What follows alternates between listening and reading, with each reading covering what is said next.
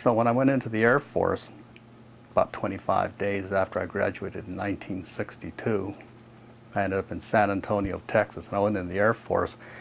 And basic training for just about any kind of job you had in the Air Force in those days was down in the South. So I went from San Antonio, Texas, to Greenville, Mississippi, right up there in the Mississippi Delta. And then from the Mississippi Delta, I went down to Montgomery, Alabama, and this was in like 1962.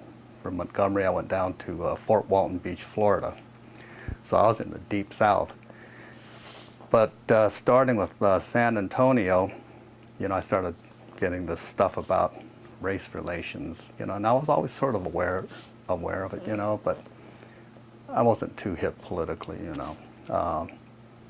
Got to Greenville, and when I tried to go into town with, you know, all the black brothers and sisters, and we had quite a few sisters in the Air Force too, it was like, no, you can't come into this part of town. So it was like, oh, that's really crazy, you know. What's that all about? You know, it was like just like you see in the old signs, you know, colored folks and white folks only, that whole thing. Same thing in Montgomery, Alabama. Montgomery especially, you know, Montgomery, and that's where the bus boycott started, you know, with Rosa Parks and everything, and that was just like a couple of years later. In '65, you know, Martin Luther King was marching through Montgomery, Alabama, so it was heavy down there.